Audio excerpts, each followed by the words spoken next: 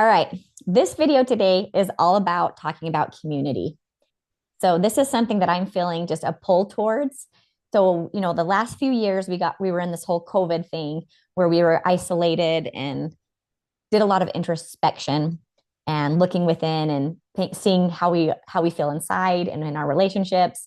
And now I feel like, at least for me, I'm sure there's others on the same page as well. It's just ready to get out there, ready to put ourselves out there, ready to meet people, ready to connect. But we're realizing we want those deep, meaningful connections with authentic people and maybe not the same ones we had before. So we're wanting like true, real authenticity and true community. Welcome to our channel. I'm Rain, with over 20 years of experience as an NLP practitioner, light worker, and channeler through divine inspiration, here to help you connect with your true self. And I'm Mel, an empath, light worker, and connector, passionate about guiding you to set boundaries and thrive. Together, we bring you weekly tools and insights to support your empath journey. If you're ready to deepen your connection with self, don't forget to subscribe so you don't miss an episode. Let's dive in. So we want to talk about, how do we build this? How do we find these people? How does this look? How do we get out of our rut, get out of our own way, and start living a fulfilled, happy, joyful life with others, while not losing ourselves in the middle? So we're going to ask Rain some questions here and let her channel some insights for us. My first question is, how do I find like-minded people who share my values and interests? So this is going to be interesting because this is one of my cravings too. So I asked my ego to step out of the way completely, because then there's part of me that's like, really? Let me know. I want to know. So it's going to be a little challenging. So here, how do I find like-minded people? Okay. Interesting. So the first thing I heard is,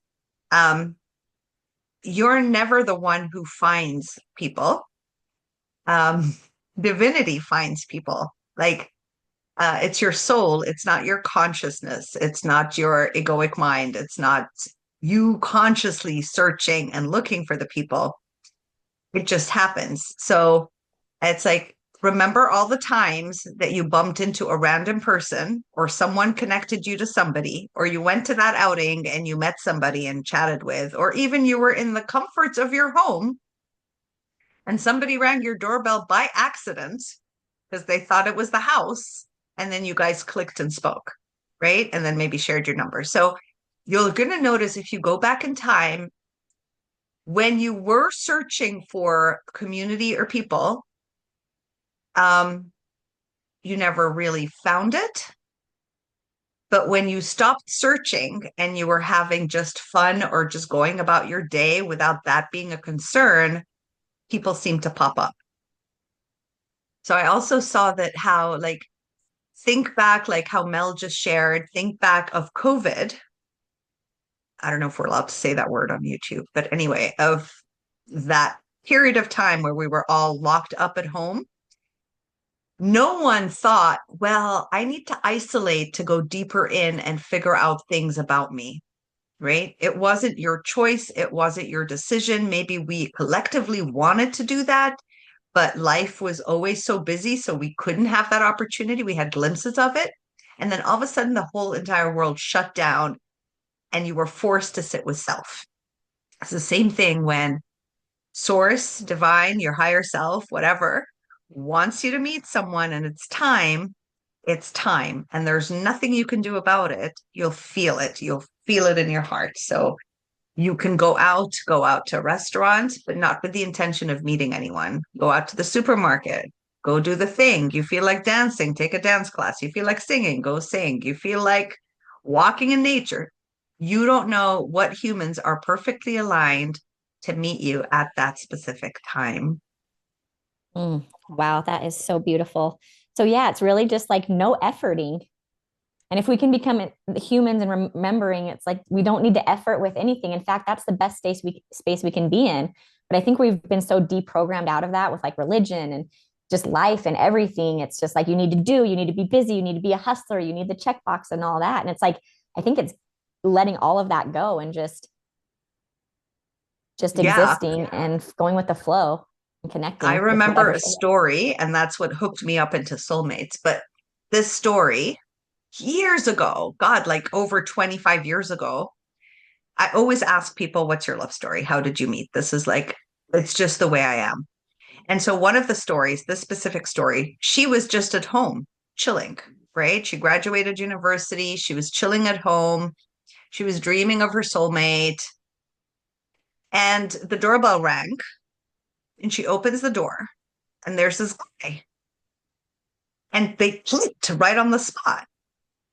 Basically, he was coming to visit her father for a job opportunity in his company, right? Or the company he was working in.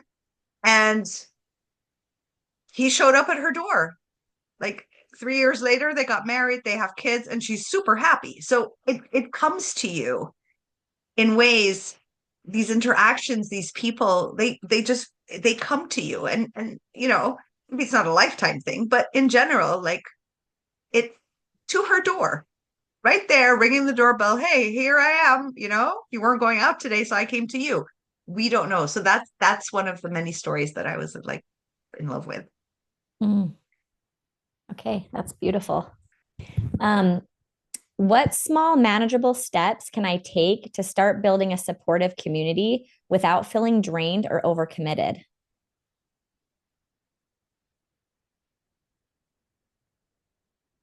Okay, so I'm hearing house gatherings.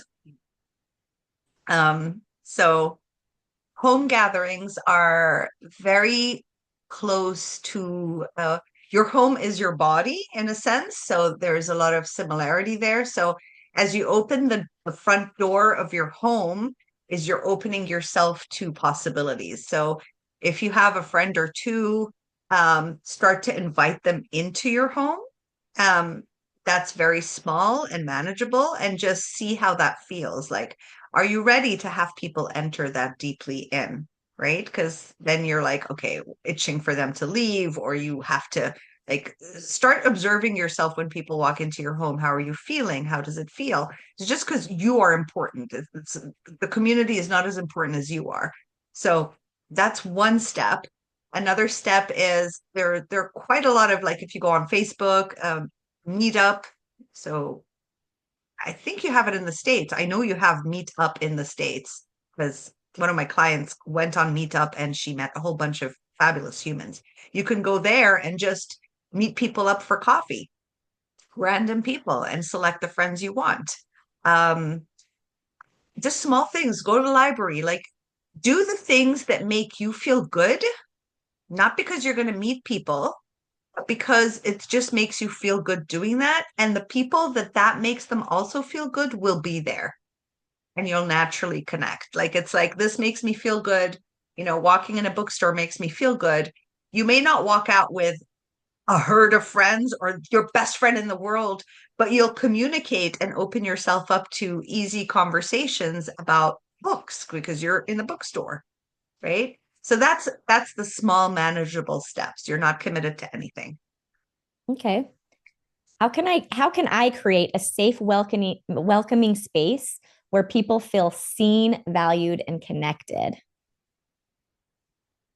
Hmm. Try it out in your home. Try it out in a coffee shop. Try it out in take your friends and say, let's go to a spa day. Um, you are not the creator of safety. Ooh, this is very important. You are not the one creating safety. Once you start, that's why a lot of people have a hard time going into communities again, because carrying the weight of needing to be the energy uplifter, the energy safe space holder, that is exhausting. So you are not in charge of creating a safe and welcoming space. If you let that go, it'll be so much lighter to connect with other human beings, because now you're connecting with just a human being, but not their auric field, their energy, their thoughts, their opinions, their beliefs, their values, and the energy in which they surround themselves with, right? You're not making sure that they feel safe. So you're tapping into all their layers of who each individual is to make sure, is this one safe, but this one feels safe this way, and this one feels safe this way, and this one feels safe this way.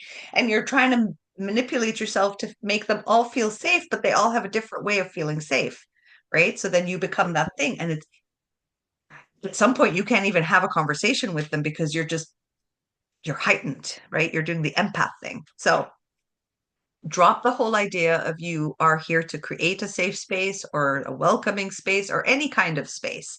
You don't want to create any space. You want divinity to create the space. You give the real work to God. Like, let God take care of it, and be like, okay, I'm going to invite everyone in here. God, make sure that this space is going to make everyone feel safe in whichever form, God, divinity can take care of every individual, right? So you'll have the perfect cup of coffee for the person who loves coffee, and that makes them feel safe. You'll end up going to the grocery store and have no idea why you're buying the croissant there, but maybe one of the people coming, that croissant makes them feel safe. Like, you don't know. You're just allowing source, and then you're just the tool, right? So that is maybe the best way to create that, but you're not creating it. You're giving it to higher beings to create it for you, because your thing is, you're not doing this so that everyone feels safe. You're doing this so that you can have fun. Like, if you're looking for community to have fun, it's a very different energy than I'm looking for community so we can all feel safe together, right? Because I don't know what will make somebody feel safe. Maybe a croissant for someone is a nightmare. I remember I had a client who birds freaked the hell out of her. If she saw a small little bird, she was in terror, So if I thought feeling safe is hearing the sounds of birds and, in the forest, and I took her there, that would be her horror movie. She'd be like, birds are tweeting, ah! Like, and to me, I think that's safe. So give that part to God, and you just take care of, like, is it for fun? Am I meeting them for fun? Are we going to enjoy this companionship? That's it. Yeah. And you do it to fulfill you, right? And just trusting that, like, you're like, okay, think about like the different friends I have. Which are the ones that I want to spend time with? And you're like, these ones. And do I want to do these ones together or just these ones alone? And it's just whatever you're feeling that you're vibing. Maybe it's a group of people. Maybe it's just one-on-one with another couple, and just trust that that's fine. And simple. If you want to have food and invite them over for food, do it. If you're like, I don't, I just want them to come, like, just hang out, and I'll have my house somewhat clean, and that's all I want to do. I just want to be in their presence. That's enough, right? Yes. And the thing is, for people to feel seen, valued, and connected, just even repeating those words, that this is what I have to do. Because this is, if you think about it as an empath, you have done this most of your life, and there was no reward. Most of your life, you were catering to the safety of the environment with others. You were making sure that they're really seen, right? And you're making sure that they're really valued. So you over compliment, and that, that you're connecting well. So, like, you're aligned with their topics and their opinions. And it was so efforting that you never had fun. You truly weren't just enjoying the person without having to manipulate yourself and carry all this weight. So all of that, if we can just throw all that in the garbage, and just take a freaking break and not care if they are seen or valued or connected, because you can never see someone who's incapable of seeing themselves. You can't see them enough and stare at them long enough for them to be like, oh, I've seen now. It's impossible. So, Yeah. yeah. Yeah. Well, and something that I realized too was that when I used to host parties and events, it did burn me out because I put so much energy into my house, had to be clean. I had to have the food. I had to, if they were staying the night, I had to make sure they were comfortable. And we're watching a movie. Do you need another blanket? Do I need to go make you popcorn? And this is something my mom did too. It was like always so busy. She never sat through a movie. It was just like serving everyone. And it was just like, didn't even seem enjoyable, but she was just so in that. So I kind of took on that energy. But what I realize now after shifting that is, one, you're right. Like, it wasn't as fun for me. It was work. It was work for me. But then I felt like, oh, maybe this was good for image. I had people come over. They liked me. Like, it was this whole thing. But now I realize I'm like, really all I've ever wanted, and I think they want, is just your presence. Like, if you really want them to feel safe and have a good time, is just like, who cares about all that other stuff? If you have energy, cool, do it, get the food. It doesn't matter. But the point is just sit on the couch and just like connecting. How are you? Like, being real with them, authentic. Like, I think that's what it's just like, our energy existing around each other, however we want to talk and communicate with each other. For me, that's all I want, that connection. It's so It's interesting that simple. you say that because I just heard, I love that because I'm like that. I love to cater, all day, like make sure. And when you're saying that, it's like so interesting. You mentioned your mom. It's like you took over her energy. She's like in the five love languages, she's obviously acts of service, Yes. right? Mhm. And you are more of like Quality time. quality time, right? So you were Hmm. doing the acts of service, which to her brings her tremendous joy. Quality time is probably really boring for her, right? So acts of service, she feels complete, like she's done something great for her day. She can go sleep. But you were taking on that energy, but all you really wanted was the quality time. Um, so it's so cool because sometimes like there are those people who want to do acts of service that they can't just do quality time. It would kill them. They would die, right? They're like, but coffee, tea, biscuits, can I cook for you? Can I clean your shoes? What do I do? They Yeah. can't sit still. But Yeah. also because you're a very energetic person, because I know you, right? You're very energetic. So sometimes just sitting still doesn't fulfill you completely. Like you need movement. You need to jump and play while you're doing the thing, or maybe you connect with somebody through play sometimes. So you thought it Hmm. was acts of service, but obviously that just drained you. Hmm. Yeah. Yeah. Yeah. So I think it's figuring out too kind of what your love language is or how you connect with people.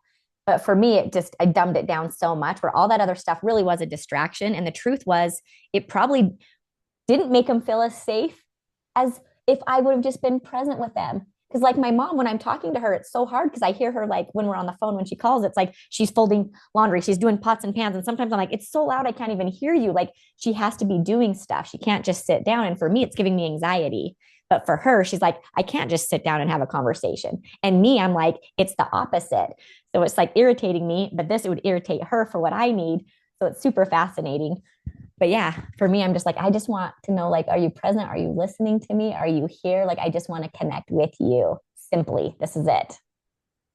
So, Unbelievable. Every human is so different, and how we pick up from what our parents do and we think that's the way it's done to have people. That's why a lot of us are drained from people because we've taken on somebody else's perception of how to entertain.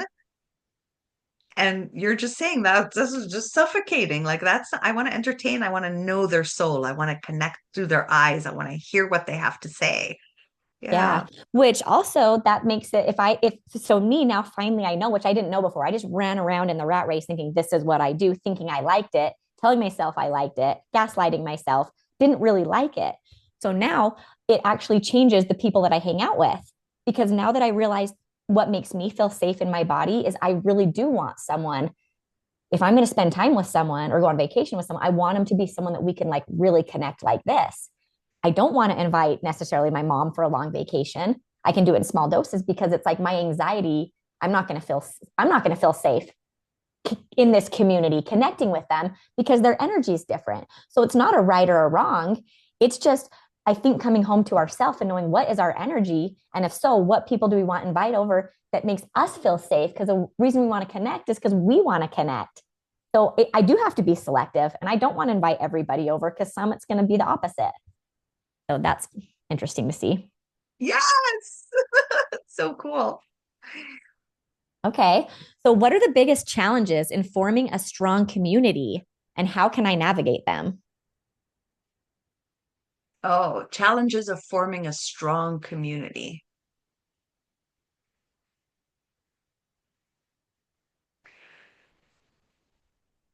So weird because the words strong and community don't go hand in hand. Strong community basically means having each other's back and relying on one another. That's a strong community. Oh, okay. I'm asking why don't they align anymore? Because this is what they needed back then. That's what we understand a strong community is. I've got your back, you've got mine. We help each other out, which is a gorgeous idea, but it was a very suffocating concept to actually live in. Because sometimes ideas look good on the outside, but when you're in it and you're living it, it's suffocating, right? So Um, why is it suffocating when we're in it? Because then you have to conform and reform to the strong community. Because if it's a strong community, it's come up with rules and laws in which to deal, right? Things you are allowed to say, things you're not allowed to say, a way you're supposed to be and a way you're not supposed to be. It kind of just becomes that way of being. So you lose a lot of your individuality when it's a strong community. So let's say you're not in the mood to have somebody's back that day, right? But everyone's got everyone's back. You're going to feel guilty. You're going to be ashamed from yourself for not doing that. But they've done it for me so many times. But today I can't. I'm suffocated. I don't want to do it. I don't want to do it. But then you're going to force yourself. Then again, you leave your essence because this is the community undercover rules, right? So let's stay away from the word strong community because how it's interpreted in our minds is different than the reality of it. Okay. So okay, sorry, keep going. Yeah, no, continue. Yeah, ask. Okay, I'm sorry, I didn't want to interrupt you. So if you're wanting to create, so my idea is strong is like I guess what's the other word? Like interactive, where people are like participating, something that it's like the people like are involved and excited versus just like, you get on a group, there's 50,000 people and 20 people are the ones that are engaged and actually want to be there. How do you have it be where you get the right people in and have it like if you're doing an online, let's say you're doing an online community, how do you find those right people, weed through the ones that aren't a right fit and have it be where it's engaging, it's an engaging community and I don't know, can you even do that? Or do people pop in and out? I don't know. Because people have gone into such individualism, just me and my pocket of family, right? And everyone's like being ripped left, right, and center, and friends are disappearing, and family members are going away, and so much shuffling that the safest place is with me now. It's going to take some time to open up to the idea of community in the community can't even look the way it was before. So let's say the people want to engage, but people are finding they want to engage, but they also want to be on their own and do their own thing without anyone like watching them. So what are you doing? Where are you going? Who are you talking to? How are you living? Let's interact 24 hours a day. I think that is what has suffocated humanity from community. So everyone's like putting their toe in and trying to see, like with the new me, what does community look like? So people will come and go because now there's more freedom to be able to go with your life and kind of like it's a testing the waters that if I disappear and come back, will I still be embraced? Right? Will they still be there for me? Do they still exist? Can I still be my individual self and go deal with my life, but come back and still be like, and that's it without, well, where have you been? We've all taken care of the fire and you were just, and she has to explain herself again, right? But more of like, oh, she disappeared. Oh, she's back. Hi, we missed you. How have you been? What has been going on? That's the new community we're kind of building where you are an individual. You're allowed to be an individual and you owe nothing to anyone. But you're part of a community that'll embrace you. That answers the question. Yeah. I'm trying to think, are there any other biggest challenges? So if someone's really wanting to form a community, and I kind of want to know the differences between if you're building an online community, because a lot of us, it's this online stuff, which is amazing. We can connect that way with people all over the world, like me and you. You're in Canada. I'm in Utah. We're in different countries, and I've had to go that far to another country to find someone that I completely click with. They're not in my neighborhood, even my state, even my country. So I know there's a lot of people like that searching for soul family.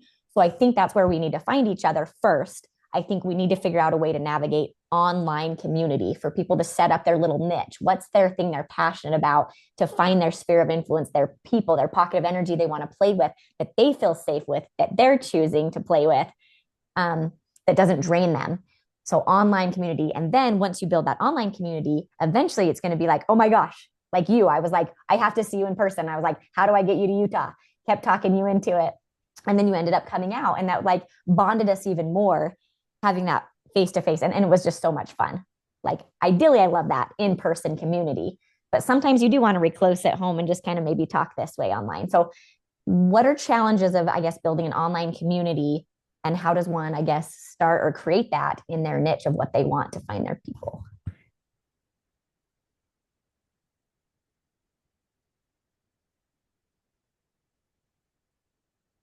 The challenge is usually for the community builder, the one who's getting the community. So they must have a deep drive to want community. Their challenge is they want to keep them. They want they want to keep the community all the time. If they can let it go and just know that they're all individually going to come in and go out, and it doesn't mean that we have to do the whole best friends, BFFs, teenage thing that we used to do and would make us feel safe. And can we feel safe in a community that comes and goes, but know they're always coming back? It's like that separation anxiety that almost most of the world has. The separation anxiety where you want the parent, you want to see the parent, but you want to run and play, but come back and the parent's still there.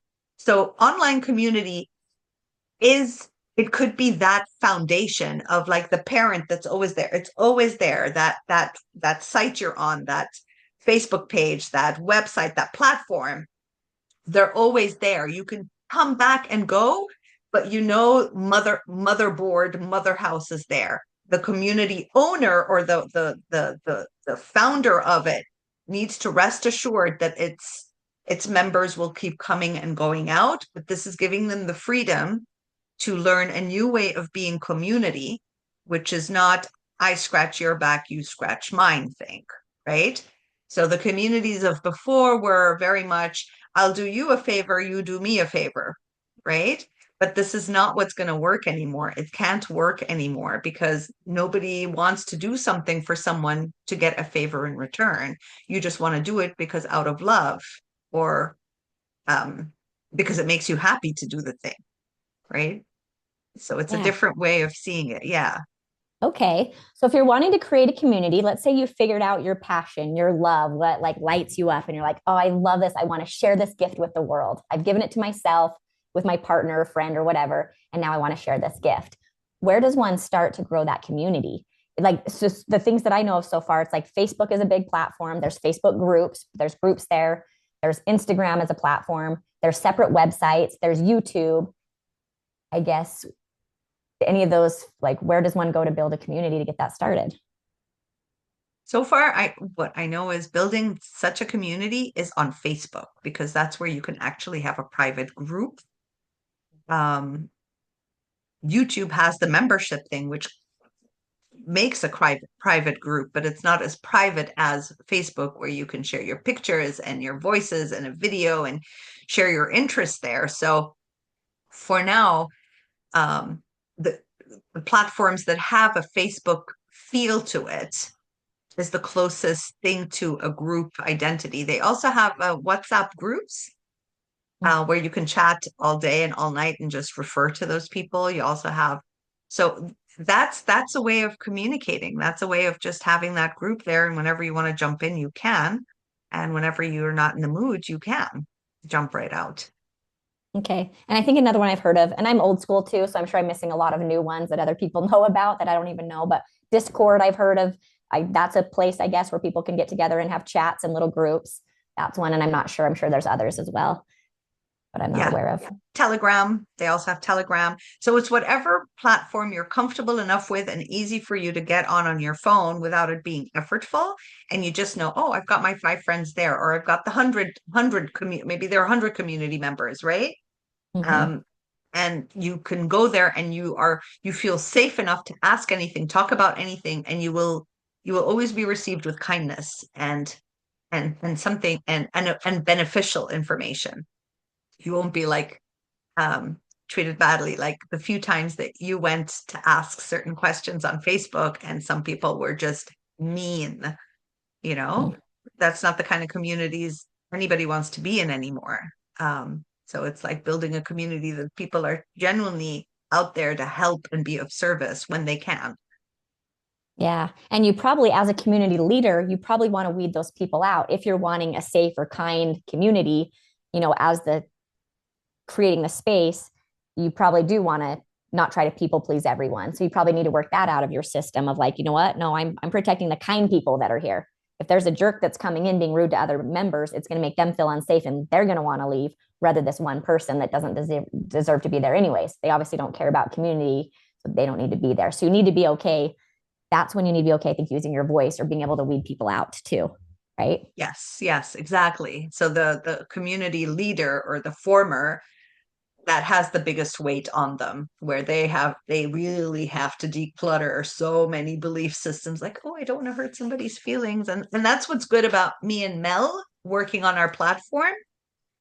And now, as we are on Facebook and doing the thing, or on YouTube and getting comments, we have each other. That's why it's important to have that, at least that one person where I'll be like, oh my God, this comment, or she'll send and say this comment, and we can remind each other.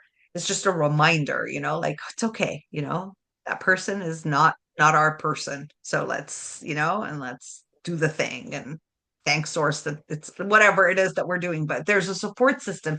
That's what people are looking for, to be supported in whatever your personal concept of life or community or friendship looks like, that somebody else has the same value and concept to stand by you when Yeah. life hurts. Yeah. And make sure you have the support, because obviously if you're building a community, it's because you want it. And so something too is sometimes it can be easy to get sucked in where you feel like, oh, I'm doing this good thing, I'm doing it for others, kind of that savior complex of like, oh, I'm building this community, is so great for them. But then you get lost in it and realize literally you don't have any time to really connect with people because you're just managing the comments and the this and the that. And you realize you're just kind of like a slave to the system. You just turn into an employee and you're not even getting paid for it because it's a free Facebook group. So I think there's being cautious with that too, of like being intentional before you go into this. Why are you doing it? You want community. Is that what you really want? Just be clear. Maybe it's yes, maybe it's no. Is it with one other person? Is that all you want? Is it with more people? Is it worth the challenges that come up being the group leader? Is that going to be fun for you? And then you have the control and the ideas to have it flow however you want. And that's exciting for some people and maybe not for others. So it's just good to be, I think, intentional about what you really want and being clear, right? And what you're creating. So it's fun. Everything should just be fun for you. And then it can bless other people's life and benefit them and be a gift to them, but give the gift to yourself first. That's always priority. So, okay. So what about when you're doing on or in-face community? What are the biggest challenges when you're doing things like at your home or at an outside place that you're setting up? And how do you navigate that? So the first thing I heard, and this is a challenge for me personally, but the first thing I heard is be a guest at your own home, also be a guest. Don't only be a host. Like, even if you're the host, be the guest, So that's the biggest, like, in person, whether you're opening an entire like retreat or something in your home, be a guest and let your higher self take care of whatever needs to be done. Like, be a guest. So it keeps repeating, be a guest. Oh, I love that. What a great thing to be intentional for. Like when you're in the middle of hosting, taking care, be like, take some deep breaths. Like, do I feel like a guest right now? Or am I just serving? Am I just serving everyone and a slave to this idea of wanting to hang with people? Yes. Cool. Okay. I love that. Okay. How do I maintain healthy boundaries while fostering deep, meaningful connections with others?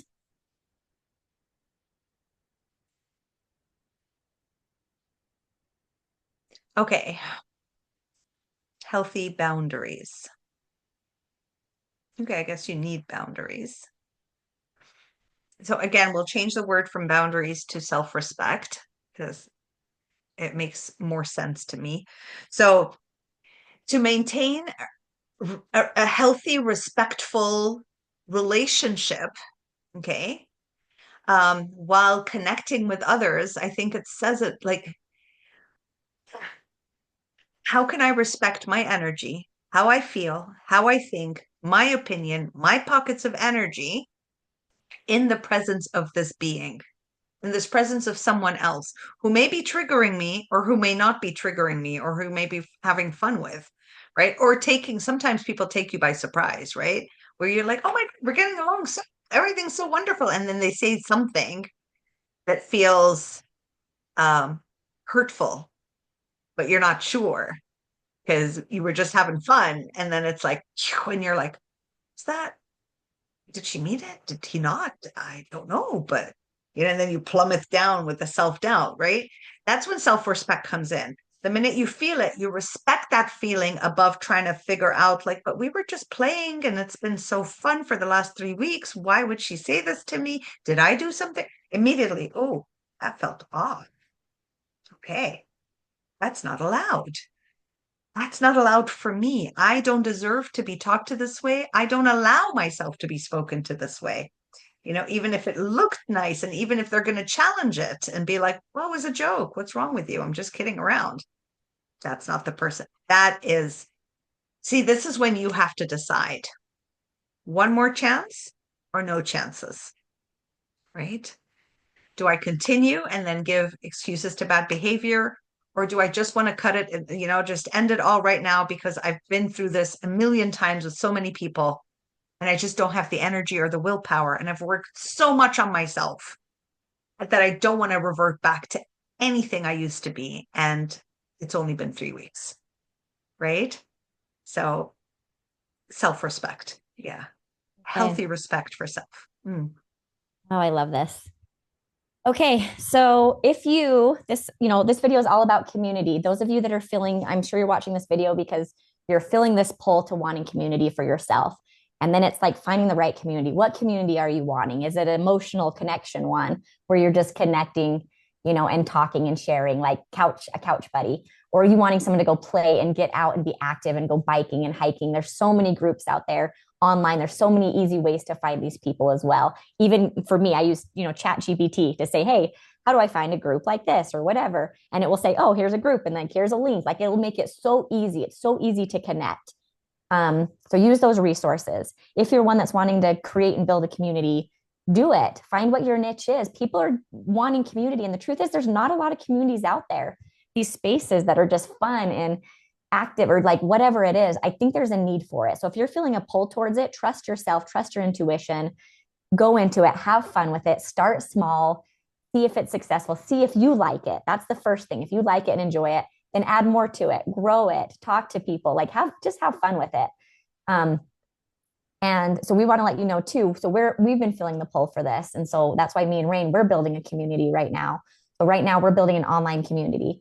And so I'll just tell you a little bit about that to see if you feel like, oh, that's a community that I want to be a part of. And if not, again, we support you in building your own and what you want to do. So we are wanting to connect with other women or find our global, like our sisters all over the world, our soul family that we want to spend time with and hang out with. Me and Rain have found each other and that's been so fun and we love it. And we're ready to add more family to it, specifically our women right now.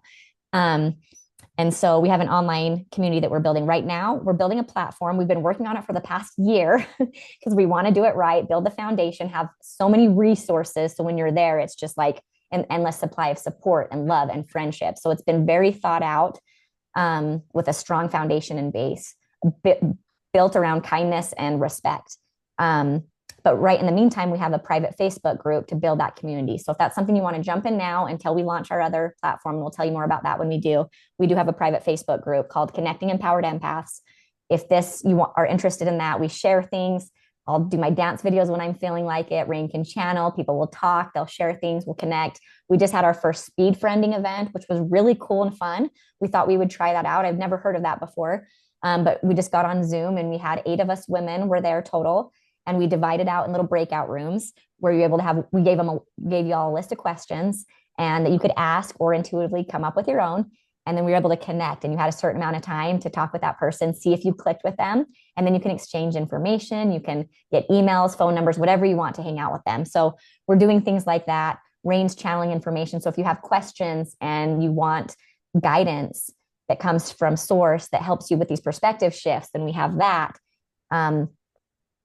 But the ultimate goal is, our online platform is we're going to have little friend groups as well as creative, where you can find creative partners. So for those of you that are like, oh, I have something to create in this world. I want to make a difference. I have a vision, but I kind of would like some support of someone to bounce ideas off of and get several people to share ideas. So it's just really exciting and really fun. And so we're going to get you like where you can find those people yourself. We don't match you up with them and you get to see who you want to connect with and learn from and share information from. Is there anything else you want to share about what we're creating, Rain, before I keep going? No, I think you're doing amazing. Okay. All right.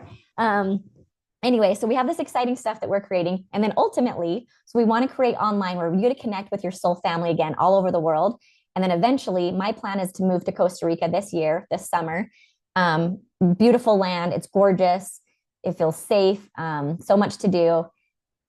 So we want to create like in-person spaces, so that we want to grow to that. So once we build our community online, we all fall in love with each other, like, oh my gosh, I want to hang out in person and play and have fun. For me, my energy is I just want to have fun with like-minded people. I want to have fun. I want to share ideas. I want to learn from each other. I want to, you share your gift, I'll share my gift. We're all just hanging out, no efforting whatsoever. And we're having fun in the waterfalls, and we're in the ocean, and we're talking, and we're eating good food. Like those are the retreat spaces that I want to create, fun and play. I feel like there's so much medicine in that, and we're lacking that. It's so much. I need to do healing. I need to do medicine healing, which is great. I did that too. But I want to create a new pocket of energy, me and Rain do, that's like, let's have fun and be real, and not the fake fun of everything be happy all the time, and just love each other and like let love in and receive. I want to create spaces where we just fully practice receiving. And for me, I'm uncomfortable with it because I'm not used to it. So for me, I am going to be, if you want to be in healing, healing mode or improving or whatever, if you like that energy, for me, it's like that just comes along with it. I'm having to like breathe in. Oh my gosh, I'm getting so much love from these women.